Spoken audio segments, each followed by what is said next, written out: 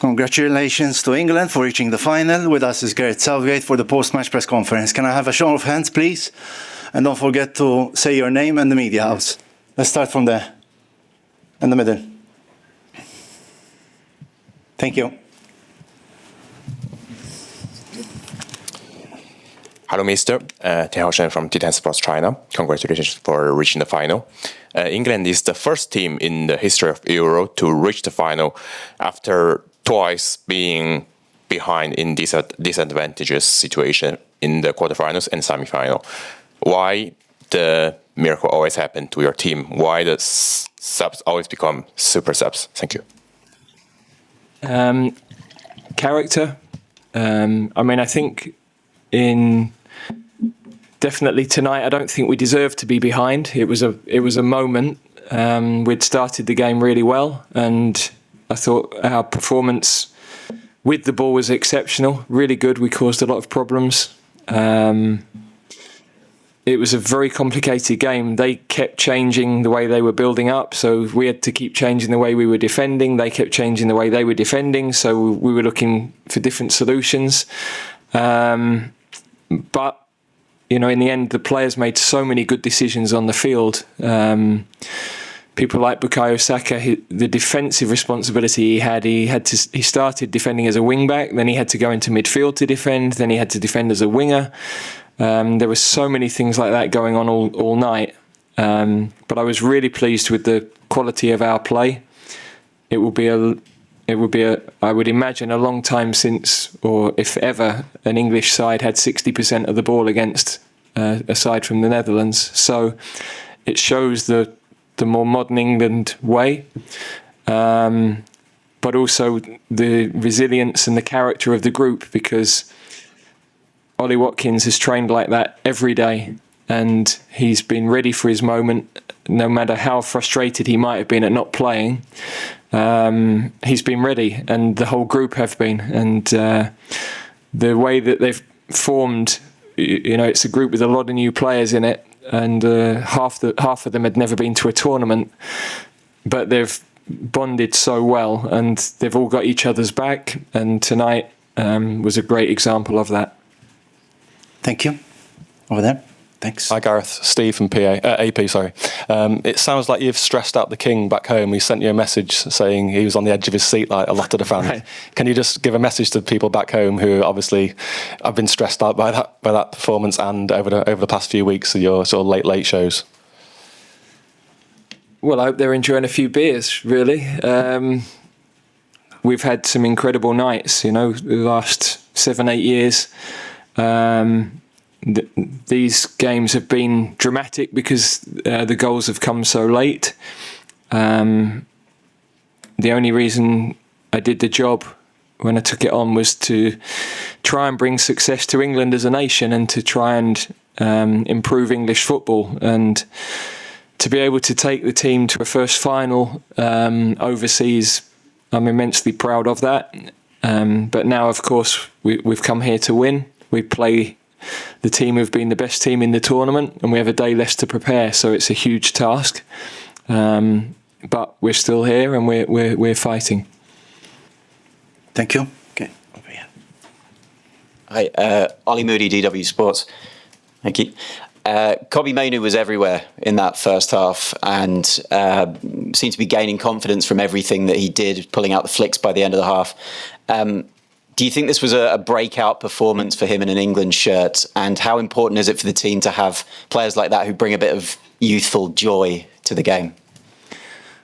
Well, I think all of his performances have been exceptional, especially when you consider his age.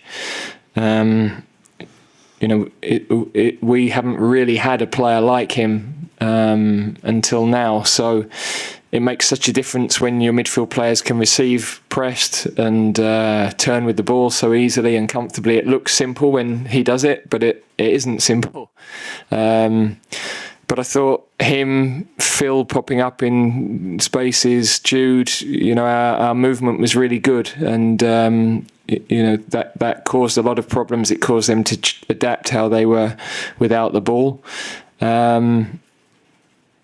had We had the goal that's disallowed by a fraction for offside. We have the chance that Phil is just cleared off the line. So I was really pleased with our football tonight.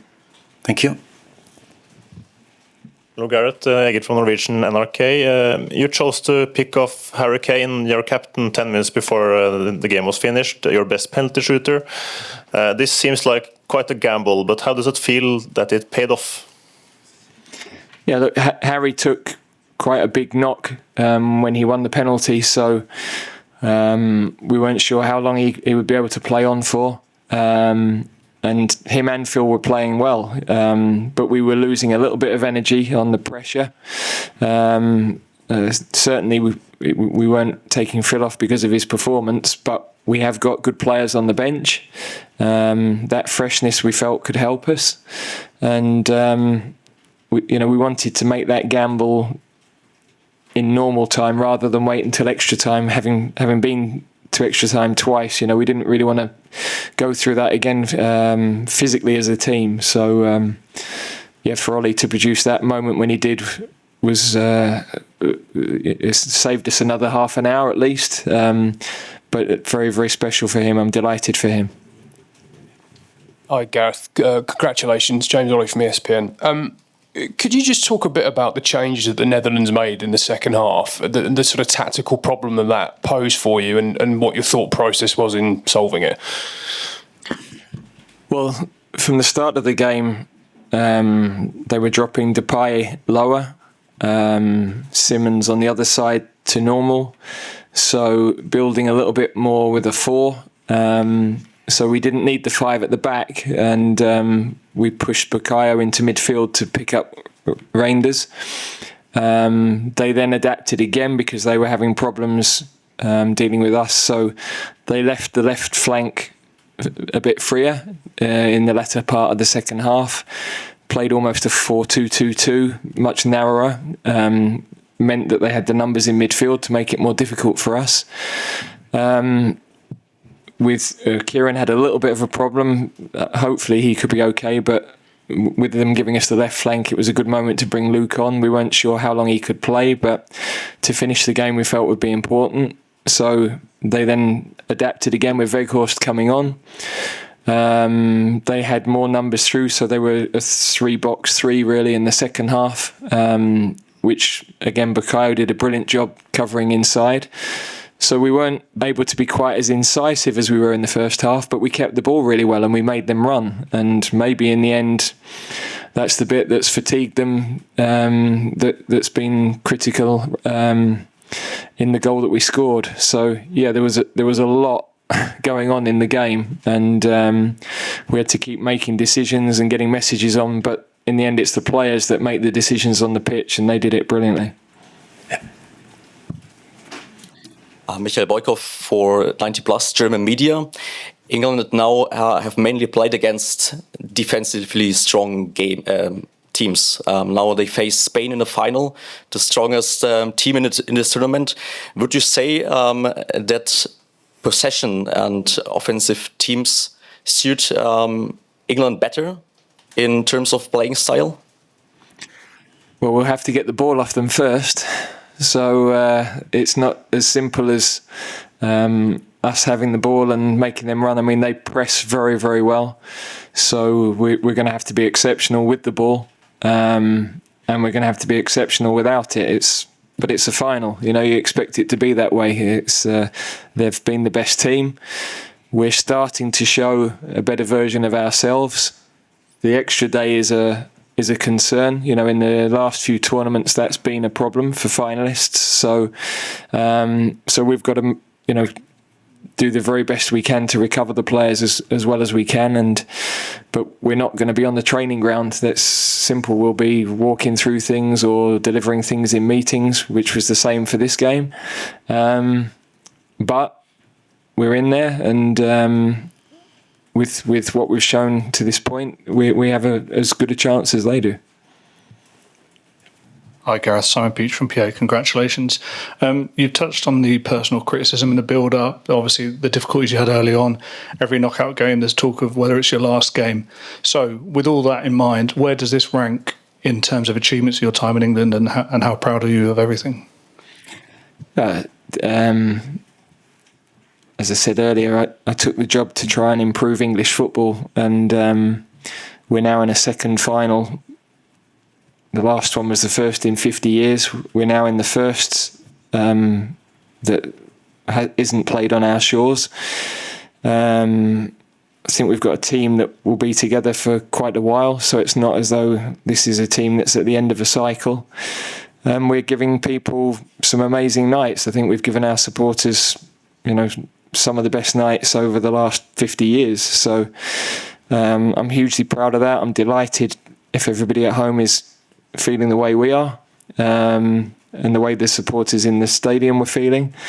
But from our point of view, we're not finished. We've got, the greatest possible test to prepare for. And we came here to try and win the tournament, and that's still our aim. Thank you. Yeah. Gareth Southgate with Daily Mail. Will the experience of the 3 years ago preparing for the final be able to call on those experiences to help you this time around? And is there an important balance to strike tonight, just in terms of celebrating the moment, but also focusing on the game on Sunday?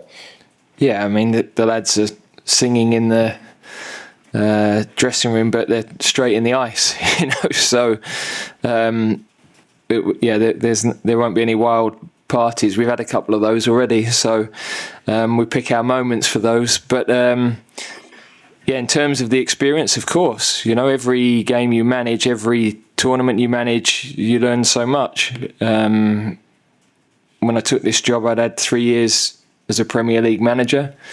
I've now had 100 internationals, some of the biggest games in world football. You learn all the time from that. So we're more calm going into the knockout games, because the first time we did it in Russia, we hadn't won a knockout game for 10 years. We hadn't been through the experience.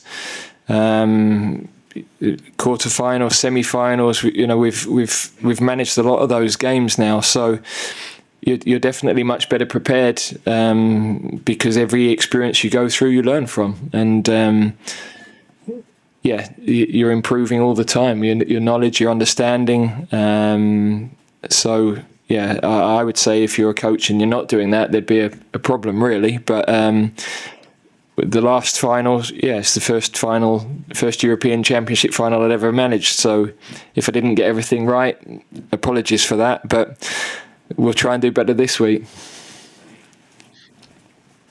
Hi, Gareth. Congratulations with the final. On the 13th of July, Yamal is having a birthday. He's turning 17.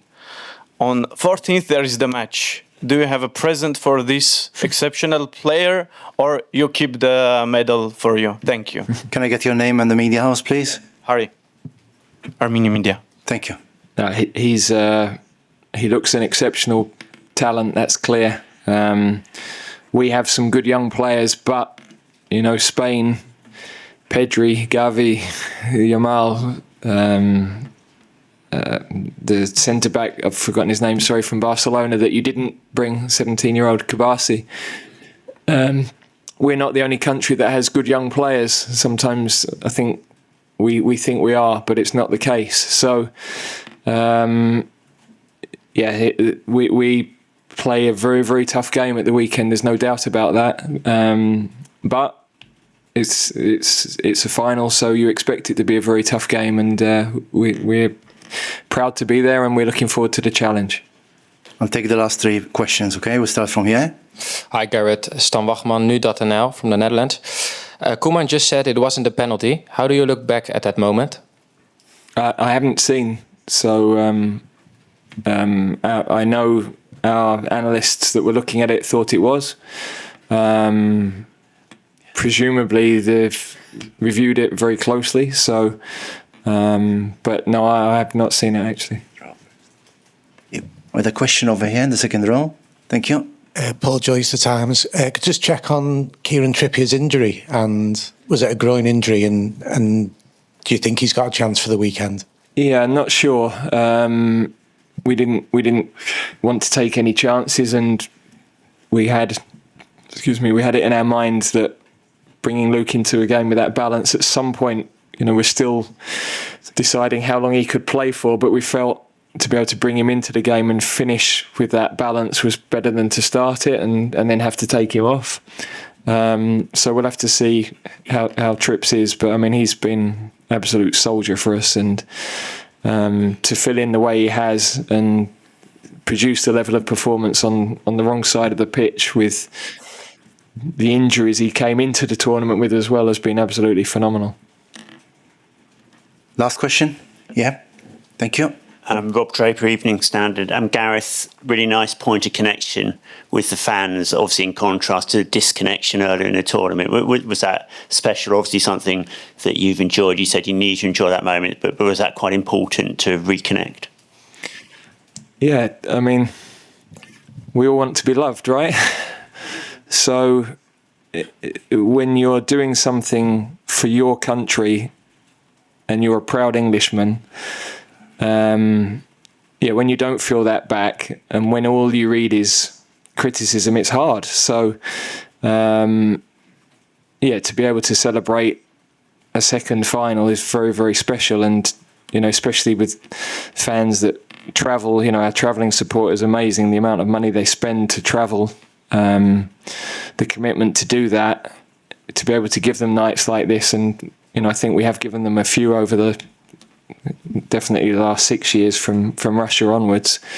It means a lot. So if I hadn't been on the grass, I'd have been watching, celebrating like they were. So we're kindred spirits in many ways.